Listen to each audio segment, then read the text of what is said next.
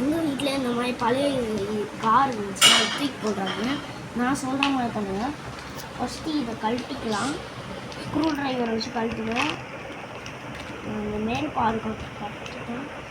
கீழ் பாகம் மட்டும் இன்னும் கழட்டணும். இந்த ஸ்க்ரூ ட்ரைவர் வந்து உங்கள் வீட்டில் இந்த மாதிரி ஸ்க்ரூ ட்ரைவர் குட்டியாக இருந்துச்சுன்னா அதை எடுத்து யூஸ் பண்ணுங்கள். இப்போ நம்ம இதை ஓப்பன் பண்ணலாம்.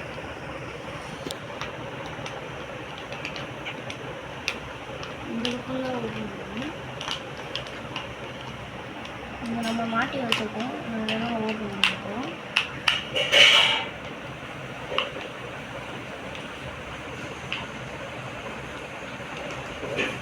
ஓப்பன் பண்ணியாச்சு.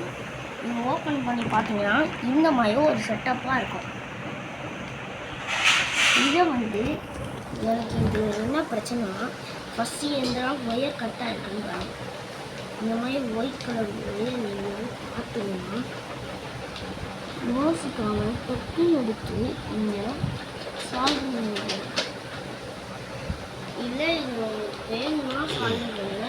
இது வந்து எக்ஸ்ட்ரா ஒயராக கொடுத்துருக்காங்க. ஏன்னா இந்த ஒயரில் எதனா ஒன்று அழுகுச்சுன்னா நீங்கள் எடுத்து இதில் மாட்டிக்கலாம். அதுக்கு தான் இது எக்ஸ்ட்ரா ஒயர். இப்போ எனக்கு என் காரில் வந்து கீர் மட்டும்தான் போகுது. எல்லா கார்லேயும் இந்த கீர்லாம் போகும். இந்த கீர் தான் பிரச்சனையாக இருக்கும். ஃபஸ்ட்டு வந்து இந்த உடஞ்சி போன கீர் எடுத்து ஃபஸ்ட்டு இந்த உடஞ்சி போன கீர் எடுத்துகிட்டு இதை பின்னாடி தள்ளிட்டு இதை உள்ளே இன்செர்ட் பண்ணிட்டு இதை எடுத்து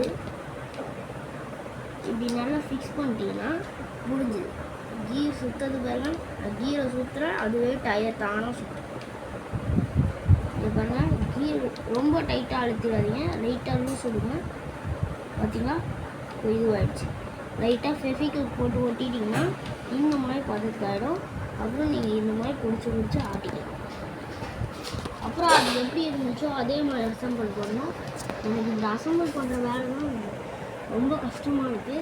அதனால பிடிக்க முடியல. அவ்வளோதான், இந்த வீடியோ முடிஞ்சிருச்சு. இந்த வீடியோவுக்கு லைக் பண்ணுங்கள், ஷேர் பண்ணுங்கள், சப்ஸ்கிரைபும் பண்ணுங்கள். பாய்.